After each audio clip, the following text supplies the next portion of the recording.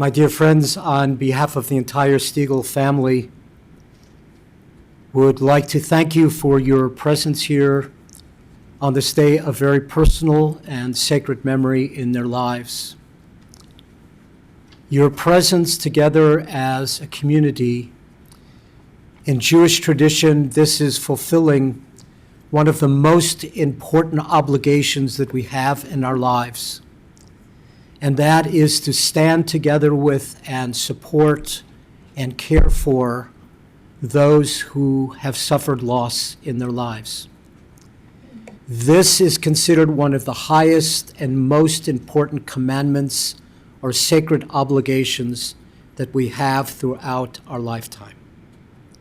So your presence here this afternoon, not only on this day, but in so many ways in the days to come, in the weeks, in the months to come, is a continuation of that obligation to reach out and to share your care and your love and your support for each and every one of them during a day that is devoted to many precious and important memories.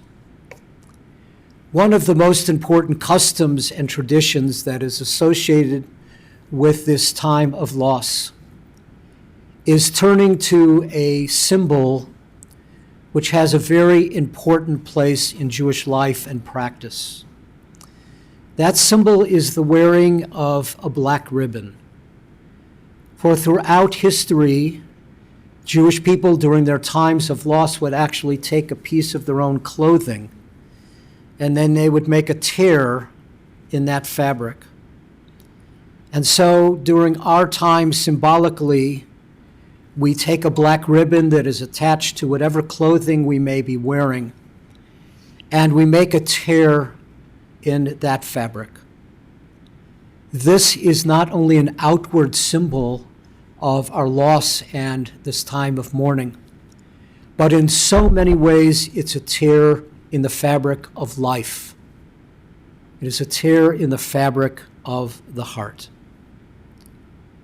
And so our collective presence here and this tradition that we call Kriya, of making a tear, this is a way that we join together in expressing this time of loss and of memory. As I'm now going to be turning to the members of Elise's family and inviting them to join me in a brief word of blessing, as we will be turning to this most meaningful custom of Kriya.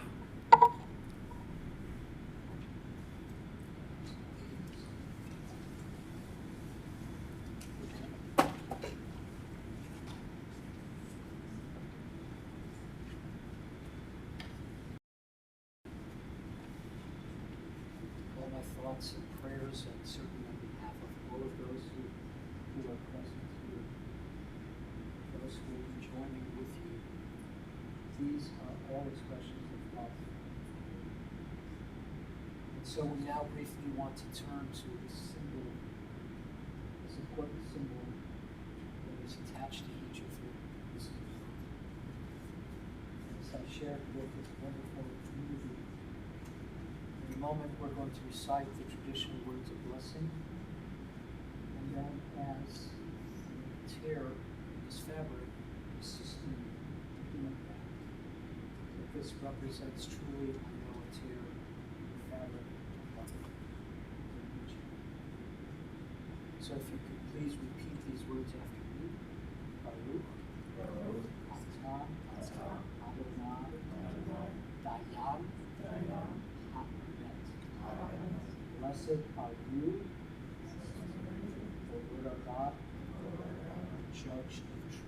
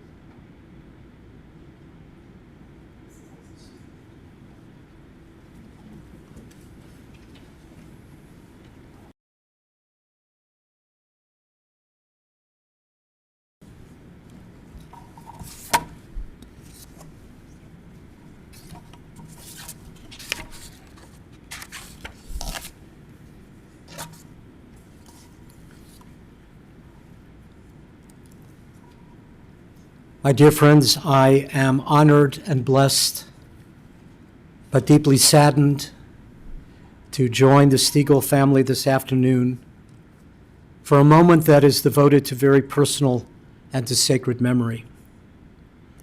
Our hearts join together as one in reaching out to each of them with all of our love and all of our support.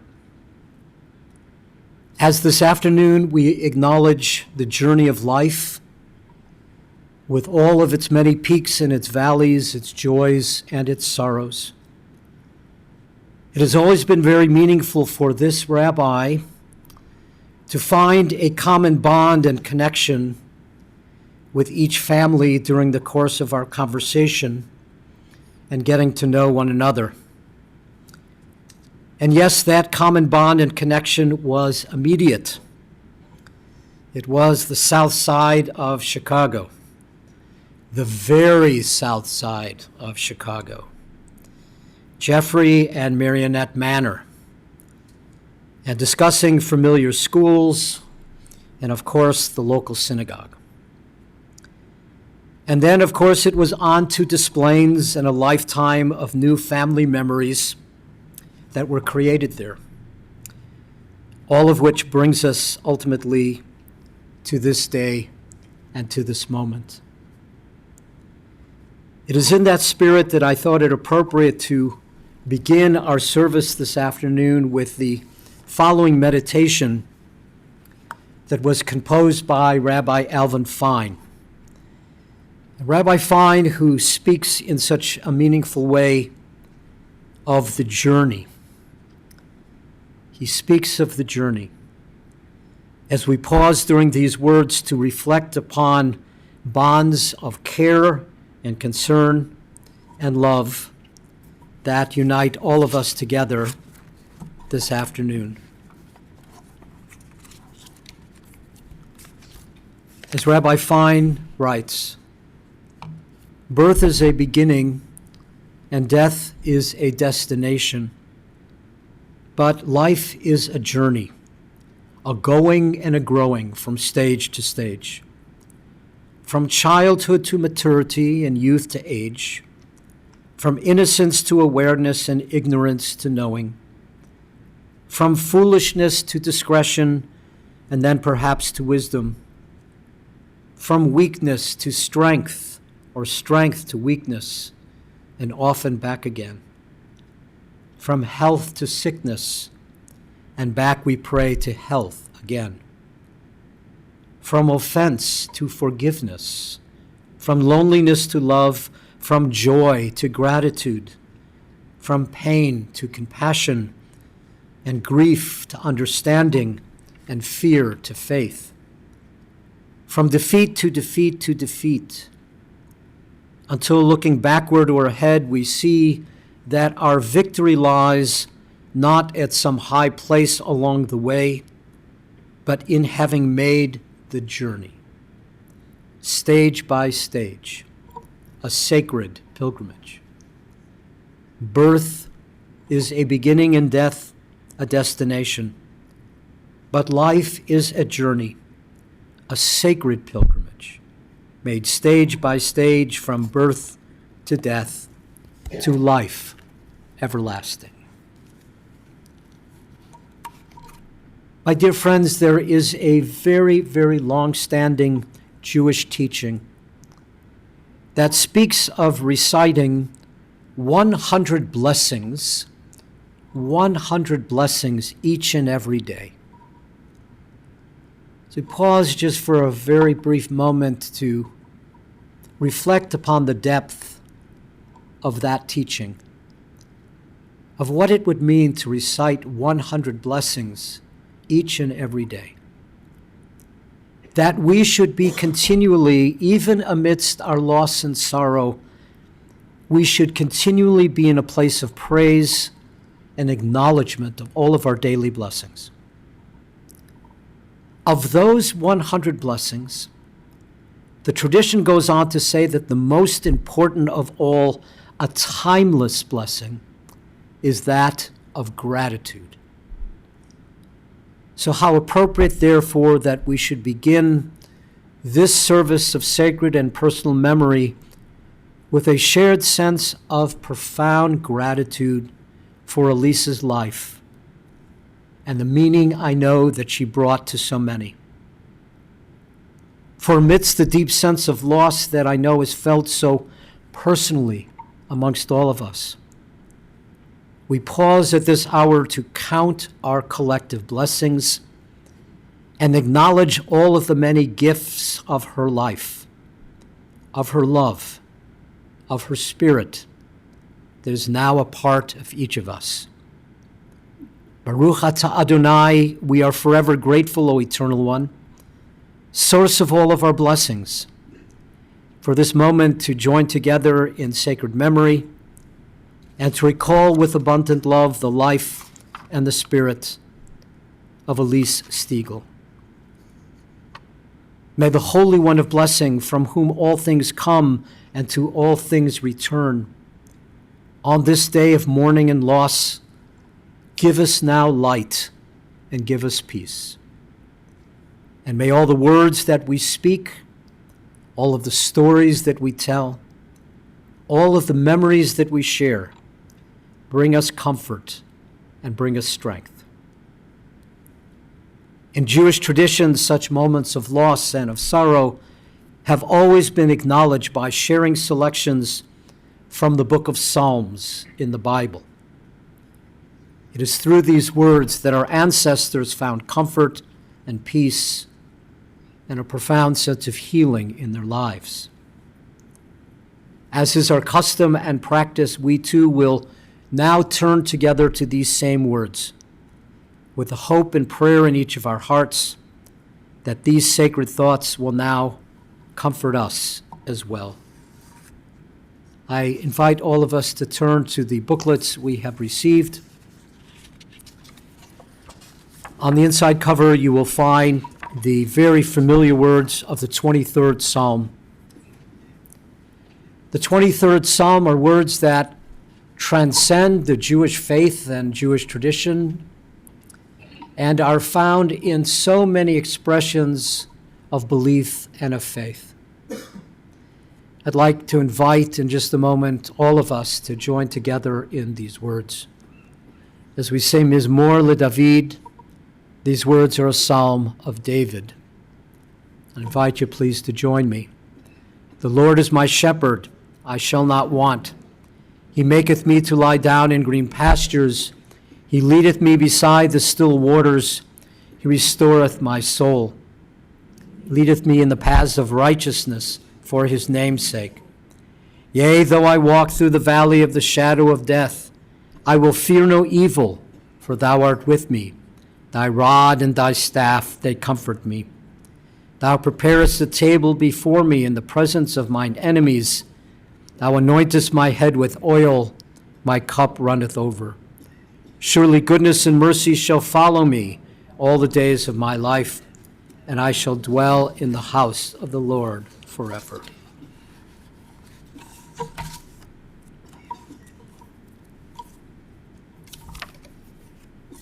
We continue our recitation and selections from the book of Psalms by turning to Psalm 121, and words which speak in so many ways of the sense of groundedness and of support that we receive on this day. The words of Psalm 121. Esa enai eleharim me'ayin Yahavo Ezri. Esa enai eleharim me'ayin Yahavo Ezri. Ezri Mehim Adonai Ohose Shamayim Va'aretz. Ezri Mehim Adonai Ohose Shamayim Va'aretz. Esa enai eleharim me'ayin Yahavo Ezri. Esa enai eleharim me'ayin Yahavo Ezri. Esa enai el harim. I lift up my eyes to the mountains, and what is the source of my help? My help comes from God, who is the maker of the heavens and of the earth. For God will not let your foot give way, your protector will not slumber. Behold, the protector of Israel neither slumbers nor sleeps. For God is your guardian, God is your protection at your right hand. For the sun will not harm you by day, nor the moon by night. For God will guard you from all harm. God will guard your neshama, your soul, your spirit, your going and your coming, now and forever. In his very personal loss, his own sorrow and bereavement, the biblical Job cried out these words: Adonai Natan va'Adonai lakach, Yehi Shem Adonai mivorach. That God has given and God has taken away. And blessed be the name of God. As an ancient people, we are well acquainted with grief and with the valley of shadows. Death and sorrow are not strangers to us, yet the centuries have taught us that a good name endures beyond the grave, and yes, there is strength in faith. This afternoon we say with Job, Adonai Natan, that God you have given. You have given us a loved one who will not be forgotten. For all that was good and true and enduring in Elise's life, on this day we offer the deepest thanks of our hearts. Adonai lakach, God, you have taken away. We pray now for the strength to turn our sorrow into an altar of trust, before which we acknowledge your sovereignty and your love, as we now say with Job, Yehi Shem Adonai mivorach. Blessed be the name of God, now and forever.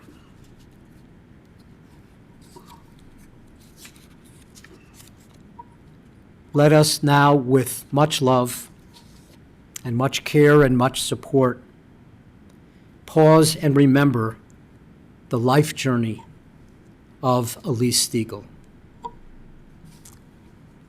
As a child of the Great Depression, Elise's life and her journey was not an easy one.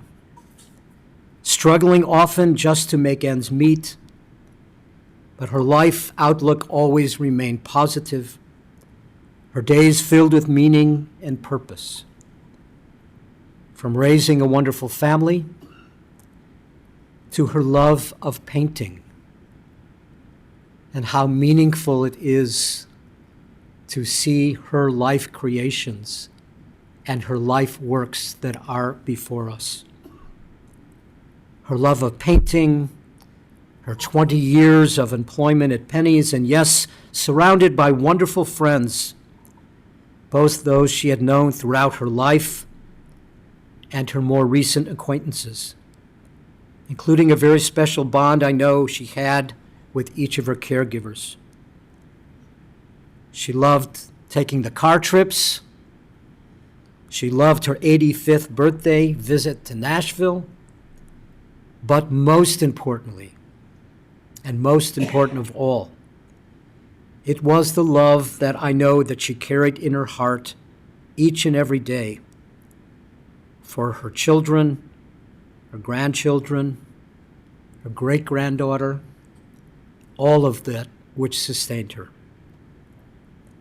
And so we are taught that words that are spoken from our hearts enter each of our hearts. So it is in that spirit that I would now like to invite members of Elise's family in just a moment to share these memories with us. And as we listen together, we will hear together the stories that reflect the essence of Elise's life. Her essence, her neshama, her soul, her spirit, all that is eternal and everlasting, that will always, always be with us, and how she will always continue to guide us, uplift us, support us, teach us, inspire us, and yes, give us strength. I'd like to begin by asking Elise's oldest daughter, Sue, if you please come forward to share these words.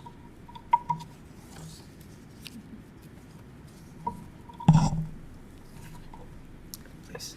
Thank you. So I want to thank everybody for being here today to help us to remember and celebrate my mother. She wouldn't want us to cry. She wouldn't want us to be sad. She would just want us to remember and celebrate the good times and the funny memories, which there were many. I'm going to begin by sharing words that, to me, describe my mother, at least some of them. Loving, kind, friend, and most certainly a fighter. As a person, she saw the beauty in people. As an artist, she saw beauty in the world. To my mom, her family was everything, and she loved us ferociously. She was so proud of us, her children, her grandchildren, and she could never hear enough or see enough pictures of her great-granddaughter, Kaia. If it had been up to my mom, we all would have lived on the same block, and we all would have had dinner together every single Sunday. In my younger days, when more of our extended family lived in the Chicago area, we got together several times a year, which made my mom very happy. At each of those get-togethers, my mom brought her frosted brownies, which actually started with your grandmother, which everybody gobbled down as soon as they were placed on the table. I actually shuddered to think what might have happened if she had ever showed up without those brownies at one of these family functions. She was also a wonderful friend who had many friends. In fact, some of them were friends of hers since her childhood. She was part of a sorority in high school. That's unusual, but they had them back then. And her sorority sisters remained her friends throughout her whole life. One of the things that always amazed me about my mom was that so many of her friends and her siblings were always better off. They had more money, they had nicer houses, they went on great trips. I never heard my mother utter one envious word, ever. She always told me how happy she was for everybody, and that's genuinely how she felt. She had many, many friends from her 20 years working at Penny's. We could never walk through the store without being stopped everywhere, every department, by all of her friends in all of the departments. And to this day, when I took her back there in December, we went to Penny's, there were still people working there that know her and would stop her as we walked through. Then after my dad passed away and she moved into her condo at the Landings, and then later on into Ellison, she continued to build new friendships there. And in fact, some of those people are here today. So it's just so nice for all of us to hear how much she was liked and how much she was loved, and that she was important to so many people for so much of her life. Even at the end of her life, her caregivers would tell us how much they loved her and how much they cared about her and how much, they actually enjoyed spending time with her. Also something very important in my mom's life was art. She painted. She studied at the Institute it was part of the Art Institute, but she studied there for a short time. Painting was absolutely her passion, and her paintings brought her enormous joy. They covered the walls of her apartment, and all of us have at least 5 of her pictures hanging all over our homes. Losing her sight to macular degeneration, which she did, and therefore she lost her ability to paint, was probably one of the saddest times of her life. And she had a lot of them, but that was very hard for her to give up, because painting was, no matter what was going on, it helped her to see the beauty in everything. Despite the challenges throughout her life, she always fought on. She always was happy. She loved to go on long car trips and was always open for adventure. In fact, when she was 75, so about 15 years ago, she decided she wanted to go camping with my husband and I. So we planned a camping trip and set off in our RV. The trip seemed to really start out great. We're about 15 minutes from home, cruising down the highway about 65 miles an hour, and she goes, "Sue, I can't get my seatbelt fastened." Now, why she decided to wait till we were on the highway to tell me, I do not know. So I unbuckled my seatbelt. I'm climbing across the seat, get her buckled in. We're back on the road. We're safe. We get to the campground. Everything is great. We get everything set up. We head off to the beach. And we get set up at the beach, and we set up the lounge chairs, and my mom goes and sits down and breaks the lounge chair. So that was okay. We can always buy another lounge chair. So later on in the trip, Ken and I were sitting outside. My mom opens the door to the RV and she says, "Ken." We're like, uh-oh. It seems she broke off the cold water handle to the sink in the kitchen. It was really a trip to remember. While she was very smart and she was lucid until the very end, she really was. One thing my mother wasn't was technically savvy. She never used a computer, and she absolutely refused to try. My brother Ron thought it was really a great idea to buy her a smartphone. Not a good idea at all. She kept it for a very short period of time and went back to her very basic flip phone, where she just had a couple of speed dials, and that's really all she could handle. Even the DVD player could be challenging, so we left notes all around for her how she could switch on the DVD player to watch her old black and white movies, which we always call Elise movies. So despite many challenges in her life, with her health and heartbreaks that she had, she always found the good. While others who'd had tough lives like hers could be very sad and very bitter, not my mother. She was a fighter and an overall happy and very positive person. After Mother died, we found a letter that she wrote us that she wanted us to read after she died. I'd like to share it with you. She said this came from something she saw in a magazine, but she said it expressed exactly how she felt. It read, "I love you all enormously, and I'm very proud of each of you. Please hold that thought top of mind and deep in your soul. Please follow my mothering legacy, and please forget all the times I lost my patience. Engage in the world with love and not fear. You get back what you give out. Pursue your dreams and seek exceptional mentors. Work hard and play hard. Laugh, sing, dance, and look for the best in each moment. Relish good food and good company. Have as many family dinners as possible." As I told you, that would be her. She could have every week. "Leave each place better than you found it. forgive each other. And lastly, this part was not from the magazine, split my jewelry fairly and without anger, not that I have much. All my love, Mom. Thank you, thank you.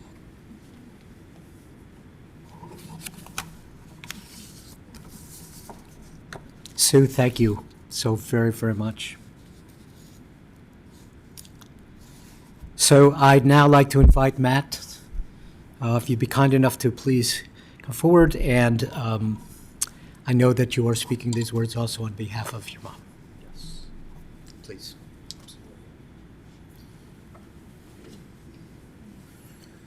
Well, everything I have to share with you all today was written by my mother, Sandy, who many of you know.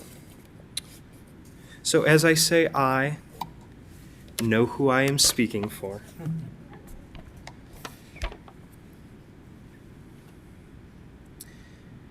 I always called Mom the Energizer Bunny. With every single medical problem, and she had many, she would push through and do what she had to. She fought a very tough battle. I don't remember much from when we lived on the south side of Chicago. We moved when I was 5 or 6. One of the few memories I have is from when she didn't drive. She pulled me on a sled through the winter snow to the library for story time and to the grocery store.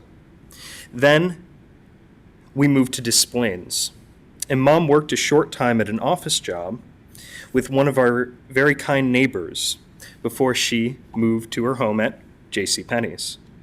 She started in customer service and gift wrapped, and she was a wonderful, exceptional gift wrapper, but then transferred to the cosmetics department and took care of many, many crazy customers until her eventual retirement.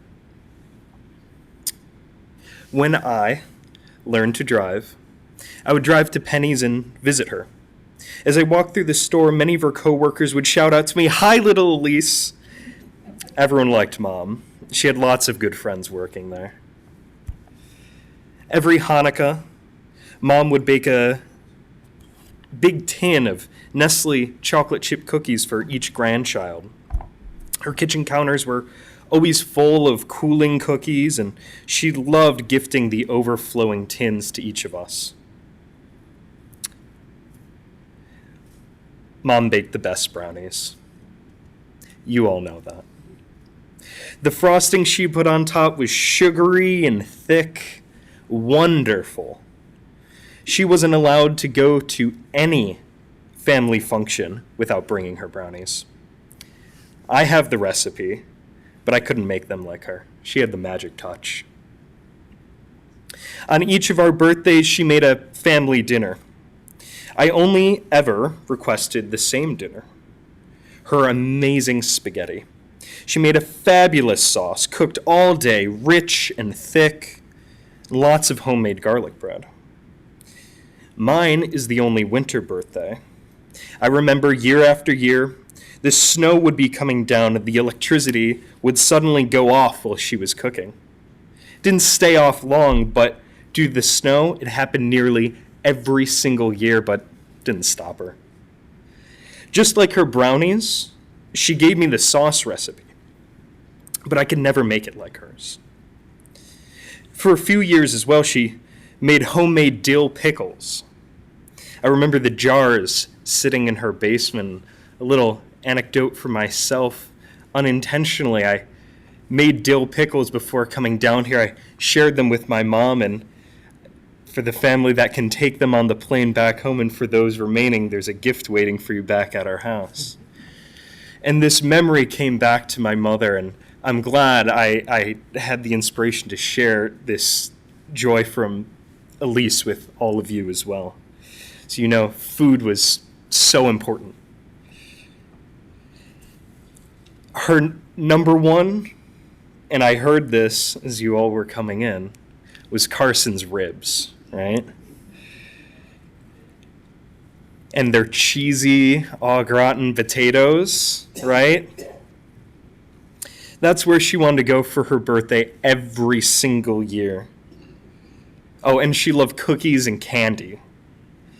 Just about anything sweet. She wasn't one to complain. About 2 weeks ago, Mom, Elise, was talking about how spoiled she was by her mother's delicious food. She said, and I quote, "Grandma Gert was the best cook in the world. Grandma would come stay a few times a year. She spent every morning cooking and freezing food for my mom, so she had some of her favorite meals on hand after her mother would return home to Florida. Some of her favorite things Grandma left were containers full of homemade cheese blintzes and stuffed cabbage. Shortly before I got married, my mother, she told me she hated the thought of being an empty nester, that the house would be so empty. So I went to Dad and asked if he would be okay to take Mom to go adopt a kitten. He agreed. Our search led us to a woman's home to adopt a foster kitten.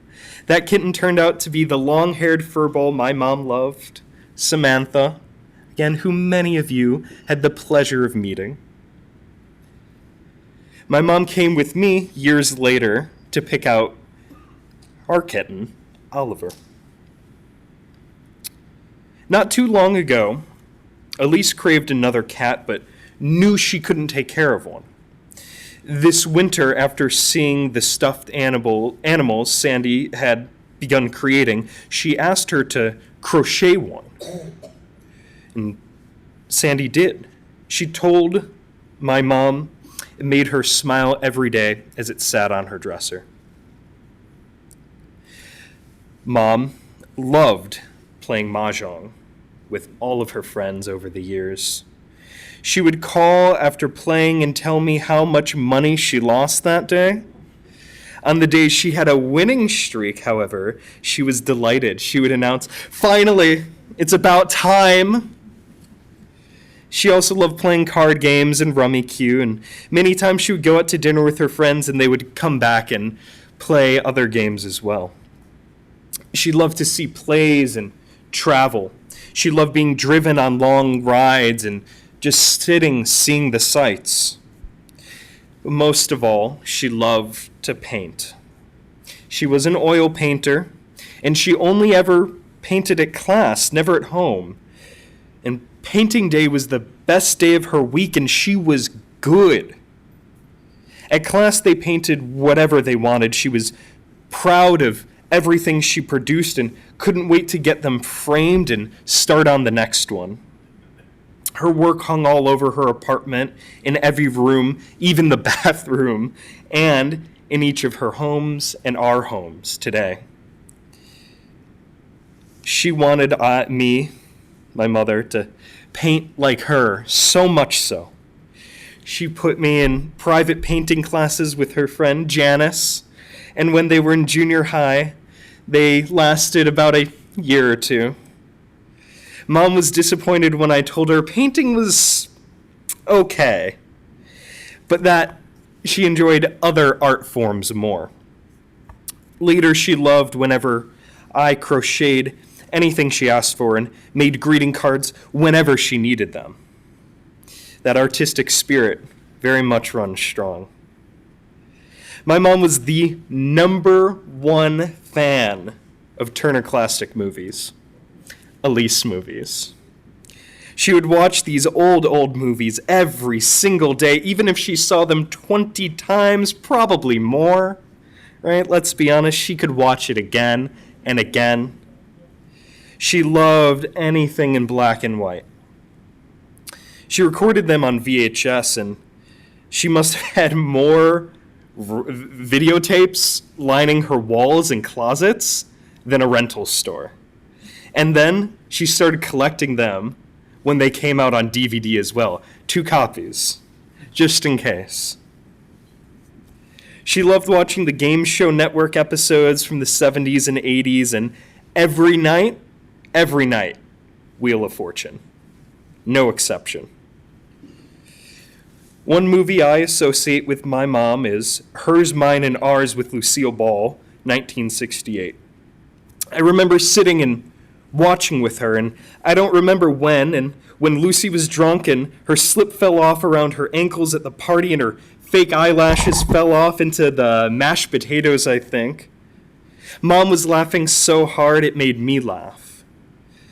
Until together, we were crying until our sides hurt.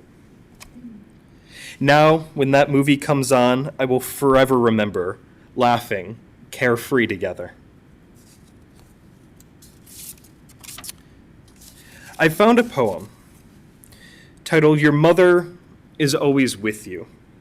I've decided to include it in this eulogy as a reminder of how my mother will continue to forever be a part of me. She's the whisper of the leaves as you walk down the street. She's the smell of certain foods you remember, flowers you pick, the fragrance of life itself. She's the cool hand on your brow when you're not feeling well. She's the breath on the air on a cold winter's day. She's the sound of the rain that lulls you to sleep, the color of the rainbows. Your mother lives inside your laughter. She's the place you came from, your first home. She's the map you follow with every step you take. She's your first love, your first friend, even your first enemy. But nothing can separate you. Not time, not space, not even death. Now, lastly, I'd like to leave you with a true story. This very Sunday night, Joel, Sue, Laurie, Ron, and I had Chinese takeout, as all of us are certain to do from time to time. 3 fortune cookies were left behind. The next day after lunch, I grabbed one and, believe it or not, my fortune read, "Time heals most everything. Give it time, time." A reminder from a cookie that the weight of grief even lightens with time. Thank you.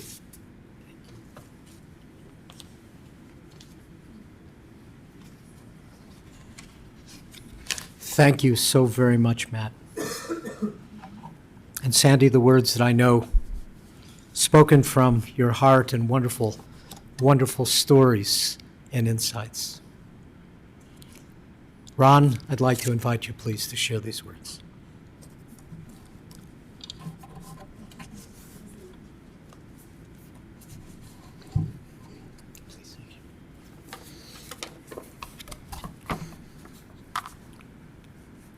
I'd like to thank everyone for their thoughts, prayers, condolences during this difficult time for our family. Every family has its secrets, and it's time I revealed one of ours.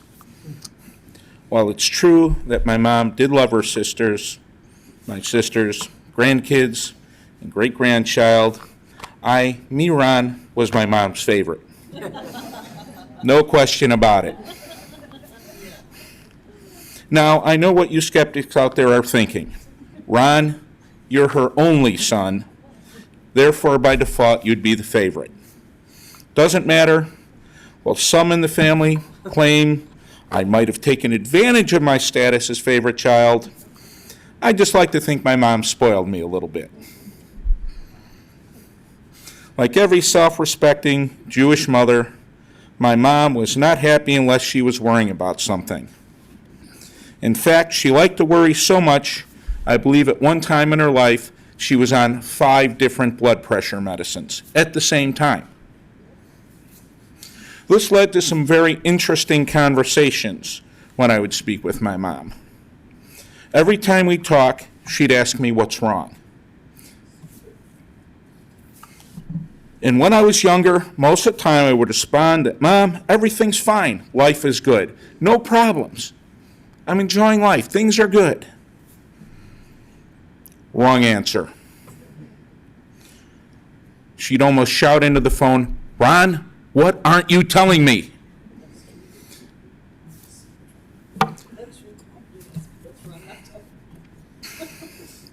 So after that happened several times, I said to myself, Ron, you need a new strategy. I said, you're in management. Use those skills, develop a plan. One of my bosses always told me, if you don't have a plan, get a plan. So I got a plan. I had to be prepared before I talked to my mom. I made sure I was armed. I armed myself with some kind of issue or problem that she could worry about. Not me, but she could worry about. I started with some of my physical issues. My surgically repaired ankles, my knees, my back I sort of made up, and then worked my way up to my shoulders. Once I ran out of body parts, I then moved on to appliances, such as the washer, the dryer, the dishwasher, or created some kind of plumbing or car issue. It didn't matter. A problem was a problem. It gave her something to worry about. I was free and clear, no more questioning. Otherwise, it was like the Inquisition.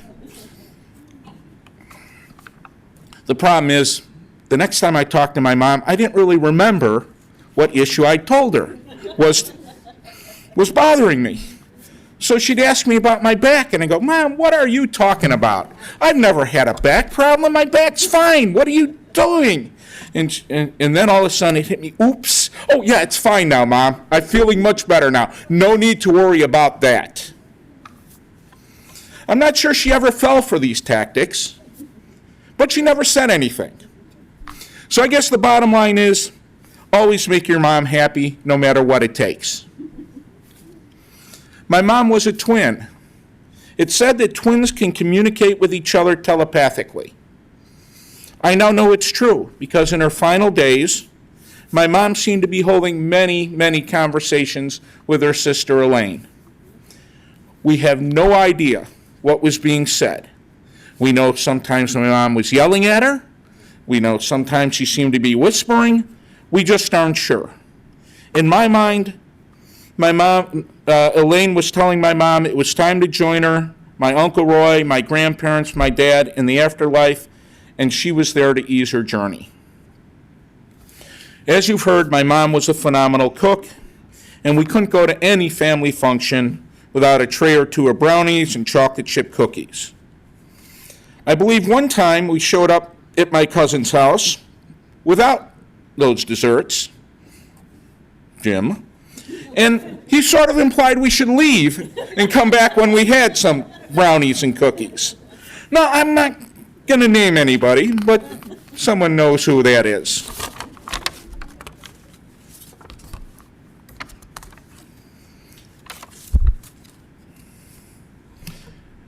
I would like to thank my mom's caregivers.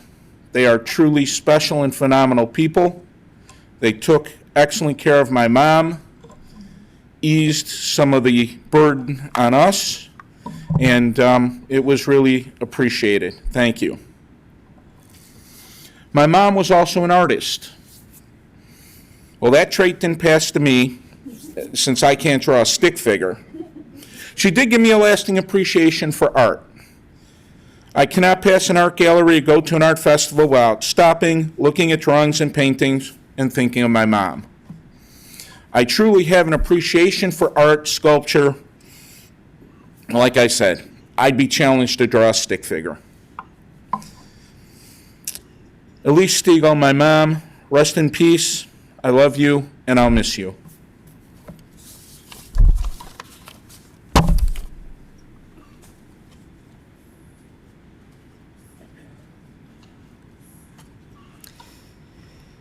Thank you so much, Ron, for putting a smile on our faces. For I believe very much, even in our times of loss, it's important to laugh and to remember. Elise's granddaughter, Marissa.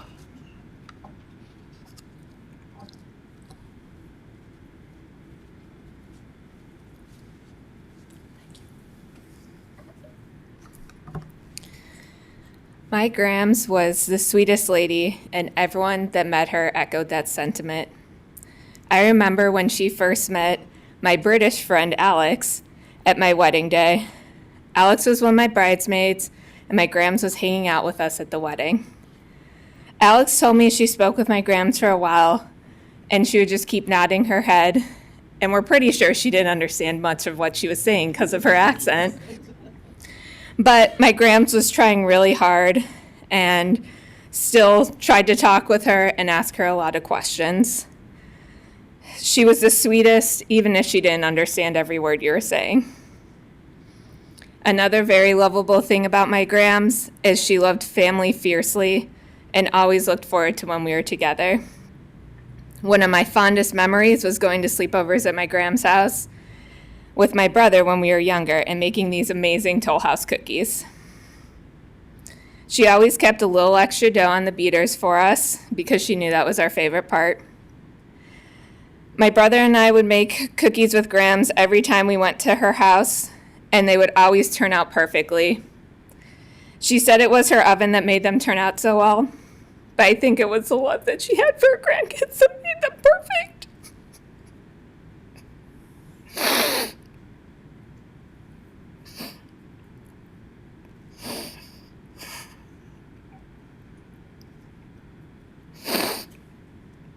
I can't finish, sorry.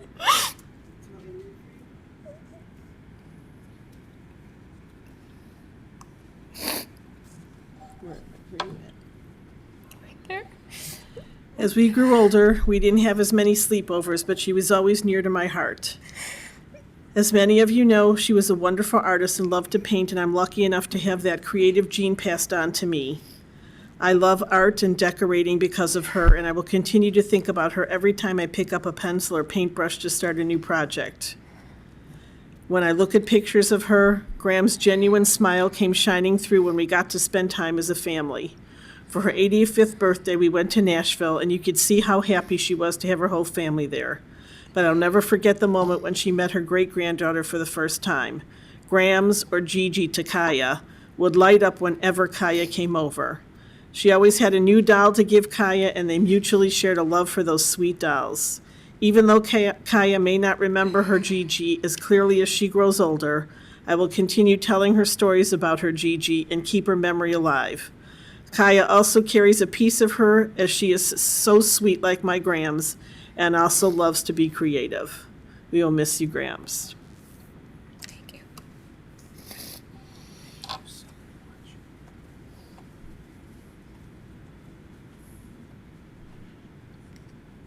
Marissa, thank you.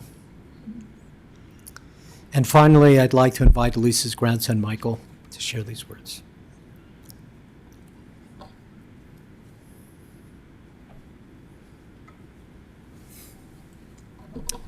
We've heard many wonderful stories about my grandma today, and I think a lot of my fondest memories of her and some of the earliest memories that I have are very similar.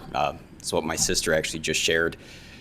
I remember being at her house in Des Plaines, and there were really two smells I remember from that house.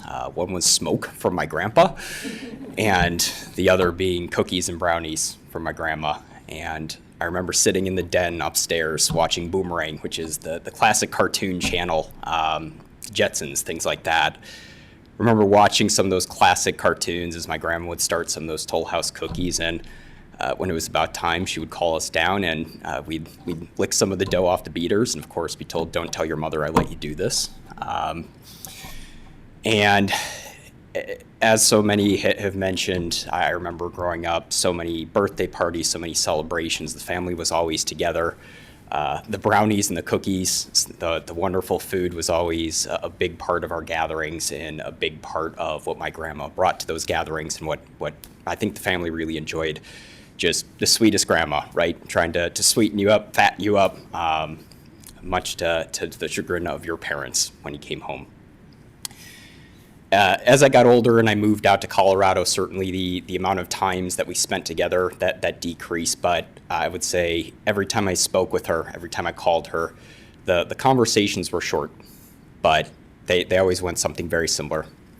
Grandma never really wanted to tell you much about what was going on with her. She didn't want to spend the time doing that. She just wanted to hear what was going on with you. She really was just interested in making sure you were happy, making sure you were healthy. Just wanted to know the small things that were going on in your life, no matter how mundane. She wanted to know about my job. Even though I'm an auditor, no one wants to hear about my job. She didn't care. She just wanted to hear what was going on in your life and what was important to you. And I think while most of my conversations with her were short, when we talked on the phone, they always ended the same no matter what. And I want to end my conversation with you today the same way she always would with me, which is just be healthy and be well. That's all she cared about. As long as you're happy, as long as you're healthy, as long as you're doing what you love, that's really what brought my grandma joy. And that's certainly what I'll remember of her. So for all of you, please be healthy, please be happy, please be well.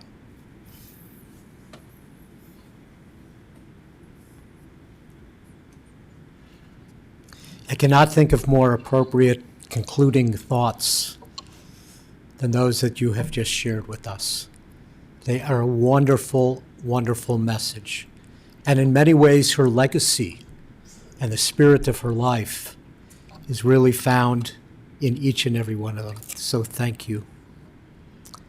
Our hearts reach out, certainly with much love this afternoon, to all the members of Elise's family, her children, her grandchildren, and yes, her great-granddaughter, Kaia. And we also join in remembering Elise's late husband, Robert, acknowledging their shared journey of life together. So it is in the spirit of all of the words and all of the wonderful stories and memories that have been shared that we now say, Zecher Tzadik Livracha, may the good name and the memory and the spirit of Elise Stiegel ever be remembered amongst all of us this afternoon for much goodness and for blessing.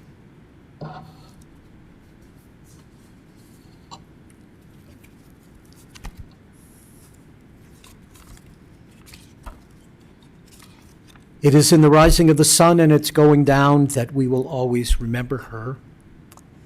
In the blowing of the wind and in the chill of the winter, with love, we will always remember her. In the opening of the buds and in the rebirth of the spring, with love, we will always remember her. It is in the rustling of the leaves and in the beauty of autumn, with love, we will always remember her. In the beginning of the year and when it ends, with love, we will always remember her. When we are weary and in need of strength, with love, we will always remember her. When we are lost and sick at heart, with love, we will always remember her. When we have joys that we yearn to share, with love, we will always remember her. So long as we live, O God, she too shall continue to live. For she is now a part of each and every one of us, as on this day with much love, we now remember her. Friends, we will now be turning to the concluding memorial prayers of our service that you will find in the booklets you received. The words of the El Malei Rachamim, of God of mercy and God of compassion, to be followed by the words of the mourner's Kaddish. So I'd like to invite for all who are comfortable in doing so, if you would please rise.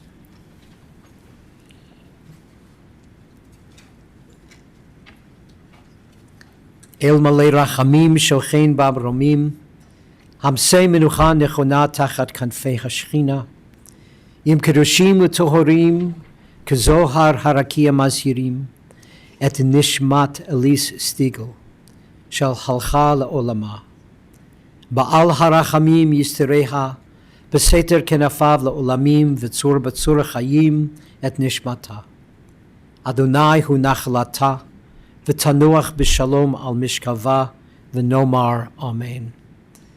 Compassionate God, eternal Spirit of the universe, grant perfect rest in your sheltering presence to the soul and to the spirit of Elise Stiegel, who has entered eternity.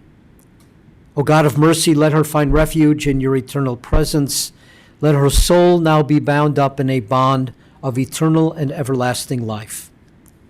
God is her inheritance, and may she now rest b'shalom, in peace. And let us say, Amen. Invite all of us now to turn to the words of the Mourner's Kaddish. Yitgadal v'yitgadash shemei Rabbah, v'olma divrach chirutei v'yamlich malchutei, b'chai yichon v'yom v'chayei l'chol beit Yisrael, ba'agala uv'izman kariv v'meru. Amen.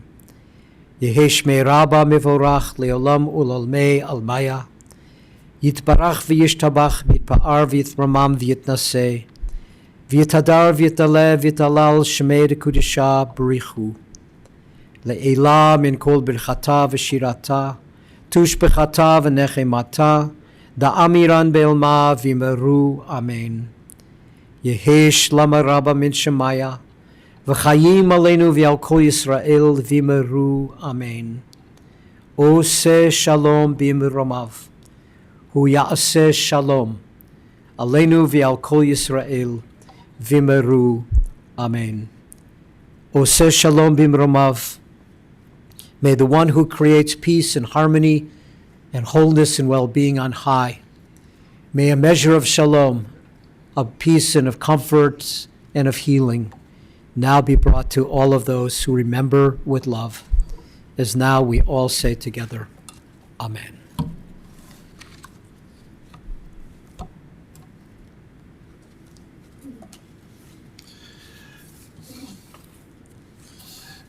Thank you. Friends, this does conclude the services here in the chapel. The family has requested that any memorial contributions be made to either the American Cancer Society or to Journey Care, and that information is available in the service folder that you should have received when you came in. And if you did not receive one when you came in, we do have those for you as you leave. That information is also available on our website. And in just a moment, we'll invite the family for Shiva and for everyone else to join them across the lobby into the other chapel. And the family will be together today here for Shiva until 7 o'clock this evening. Thank you, and this concludes the services here at the chapel.